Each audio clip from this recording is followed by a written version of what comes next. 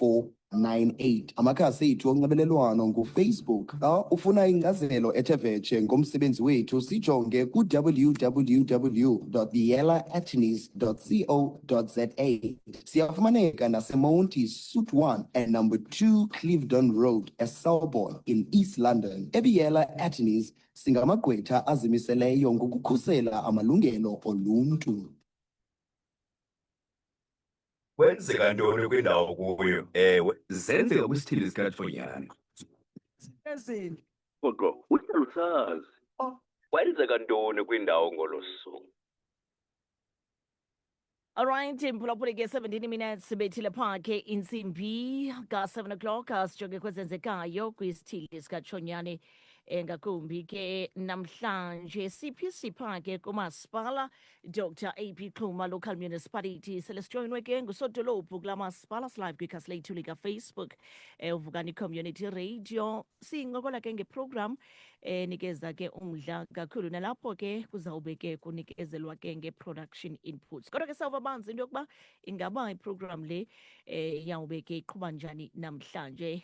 Sijoyinwa nguye ke ukhansila Siyabulela Kazanqa ngusodolophu ke kula masipala. Tata masikubulise enkqubeni sikunike elithuba uzibulisele komphulaphula weVukani FM ngale mini namhlanje. Mashezi mandithathe elithuba nam ndizibulisele kuwe apha estudio, ndizibulisele kubaphulaphuli beVukani FM kuba ndiyayazi uba sisikhululo esifikelela kuwo onke abamasipala balapha eThonyane kudlulele nangaphaya kwemida kaThonyane. Kodwa ke ngokukodwa ndibulise abaphulaphuli balapha eDr. AP Xuma kulo masipala uzinze kwesi sithili saseNgcobo, ingakumbi amafama alima ngombona azalisekisa eli phupha lethu lokuba awunokwazi ukutshintsha ubomi balapha nobuso bezoqoqosho ukuba ngaba awisekelezanga loo nto kwezolimo, ikakhulukazi i-crop production ne-vegetables. Kuloo nto ke sasaze sithi masibabulele amafama aswabela ubizo. Asivusi bantu abaleleyo ngoku, sithi abantu mabavuke elaphulo sasilithethe ngalo kudala kavuka uzenzele, sihambe siyokujonga into yoba uyakwazi na ukusebenza umhlaba. Sisakugqiba sibonakalisa nale nto sithi yi-DDM in action, apho onke amasebe karhulumente nee-arhente zakhe xa zizosebenza kulo masipala waseDr. AP Xuma kufuneka zisebenze through the municipality, so that kungaphindaphindwa umsasaza abantu abanye okanye kunikezwa abantu ekungekho kwanto abanento kwenza nayo nale nto kucinga into yoba baxhaselwa yona. So siyabulela ke into yoba sibone into yoba sinephulo esilisebenza ngokubambisana phakathi kwamasipala lo endiwukhokeleyo uyi-Dr. AP Xuma nelaa sebe lakwa-agriculture elikhokelwe nguMam'uKonziwa. Namhlanje sodolophu sijonge kwiprogram nikeza lapho ke selukhankanyile into yokubana isebenzisana kakhulu ke ngakumbi ke no-Department of Agriculture phucula ke ngakumbi ke impilo zamafama kumasipala waseDr. AP Xuma. Ungakusicacisele ngeprogram yanamhlanje xa nizawube nisenza ke handover ye-production inputs, zintoni ezisithetha ngazo kwaye ngawaphi la mafama azawuxhamla namhlanje? Inkosi kakhulu msasazi. Kuyalinywa kulo masipala waseDr. AP Xuma.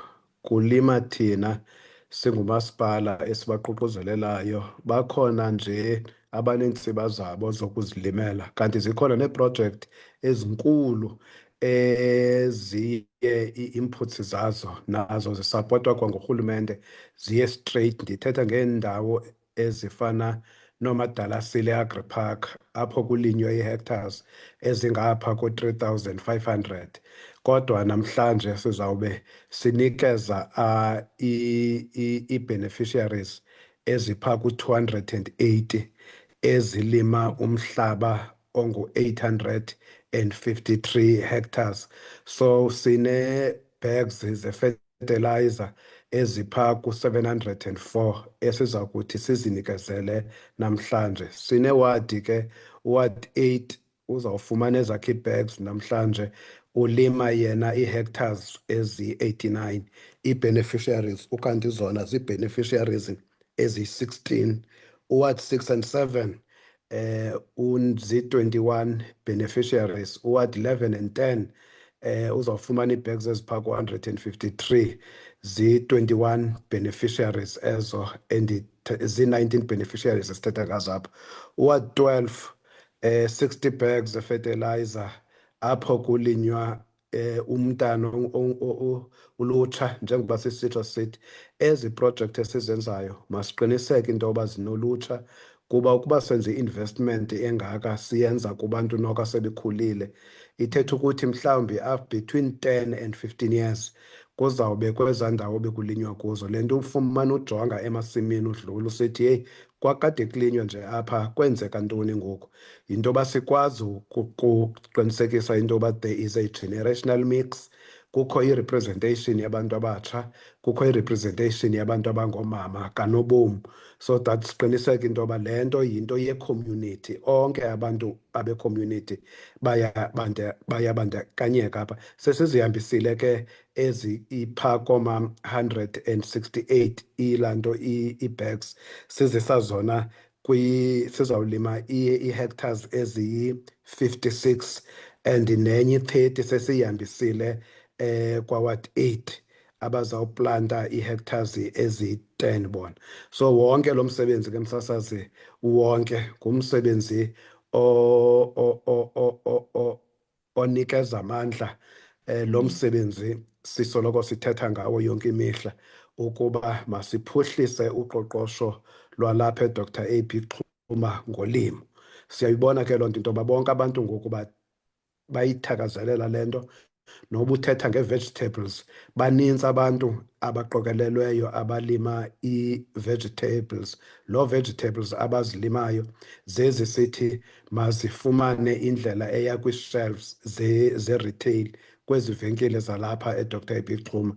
Ukanti le program yakwa-Department of Education ye-school nutrition nayo sibaphethe mantsantsa phaa, sisithi sifuna ezi zinto zilinywa ngabantu apha zifumane imakethi, kuba xa befumana imakethi msasazi imveliso yabo bekwazi ukuyithengisa, batsho bakwazi ukwandisa laa mhlaba abawusebenzayo. Xa bewandisa laa mhlaba abawusebenzayo, batsho bakwazi ukuphinda futhi baqashe abanye abantu abaza kubancedisa. Ithethe ukuthi ukulwa nendlala, ukulwa nentswelangqesho, ukulwa nokungalingani, we have got iprogram esingayibonisa sithi naba bantu. Yiyo le nto sithi xa sithetha nangezinto ze-mall sisithi kuzawubakho ezinye ii-indirect jobs that are going to be created as a result of oku kwakhiwa kwe-mall, kuba xa kukho ezi venkile zithengisa ukutya, zithengisa